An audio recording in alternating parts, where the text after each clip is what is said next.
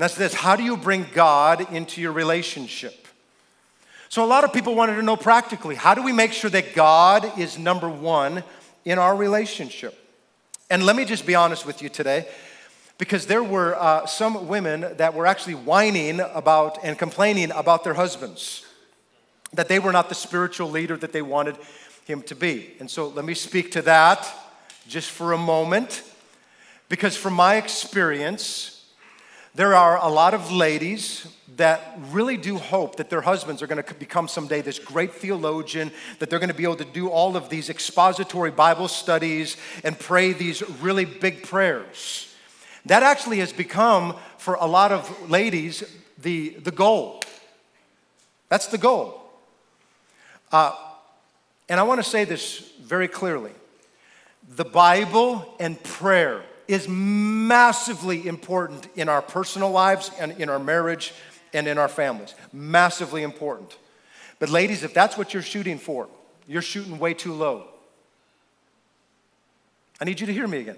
If that's what you're shooting for, you're shooting way too low. And so let me explain that to you. Because maybe, just maybe, you're expecting something from him that he is not capable of, or maybe not even gifted in doing right now.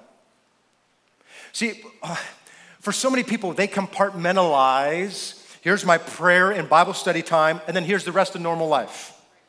And we compartmentalize. And the true Christian life doesn't compartmentalize. We let the Spirit of Christ infuse and permeate all aspects of who we are in that prayer and Bible time, and in normal life, in all aspects of what we say and think and do. And so we've got to come back to this reality, because maybe a spiritual man is a man that operates in integrity, and he loves his wife and is willing to lay down his wife to serve, protect, and provide for her, just like Christ has done for the church.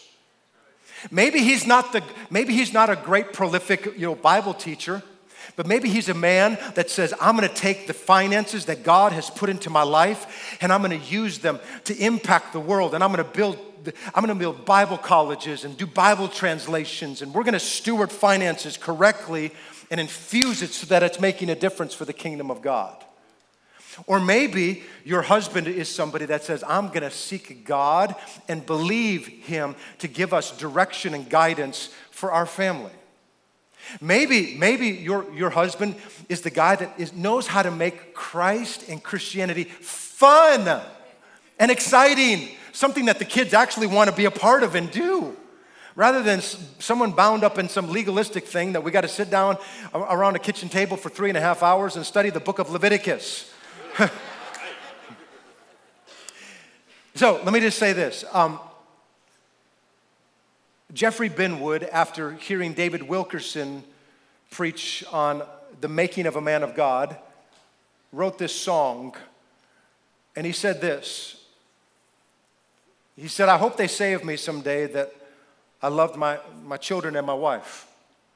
I hope they say of me someday that I love Jesus more than life. But when this life is over and my journey I have trod, I hope that my kids will say of me that my dad was a man of God. Ladies, if you're looking for a Bible study, you're shooting way too low.